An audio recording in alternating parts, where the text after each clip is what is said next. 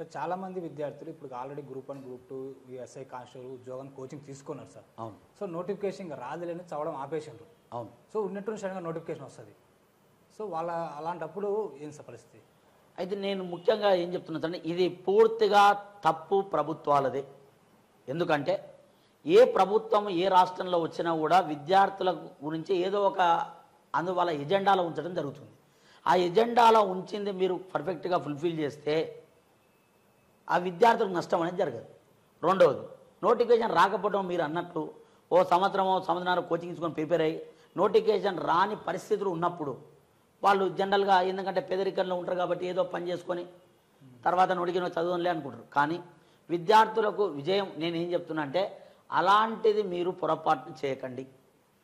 ఎందుకంటే continuous process ఉంటుంది. ఒకసారి మీరు ఉద్యోగం మానేసి చదువు మానేసి ఏదో ఉద్యోగానికి వెళ్ళి పార్ట్ టైం జాబ్ చేసుకొని తిరిగి మళ్ళీ చదువుతామంటే మన బ్రెయిన్ మన ట్రాక్లోనికి రావాలంటే టైం పడుతుంది. ఏ ఫ్లోలో అయితే మనం చదువుతున్నామో అదే ఫ్లోలో వెళ్ళిపోవాలి. ఓ సంవత్సరం లేట్ అయినా ఓ సంవత్సరం ఆలస్యమైనా విద్యకు దూరం కాకండి.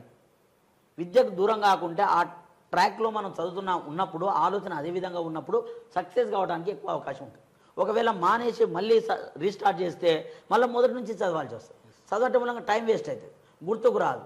అనేక రకాల సంఘటనల వల్ల విజయానికి దూరమయ్యే అవకాశం ఉంటుంది. కాబట్టి విద్యార్థుల మిత్రులారా, నిరుద్యోగ మిత్రులారా ఒకటే గుర్తుంచుకోండి, సక్సెస్ కావాలంటే ఏ మాత్రం ప్రిపరేషన్ ఆపకండి. ఆపొద్దు. ₹1,00,000 లక్షణంగా ఆపైనా ప్రభుత్వ ఉద్యోగం సాధించుకొని వెళ్ళండి.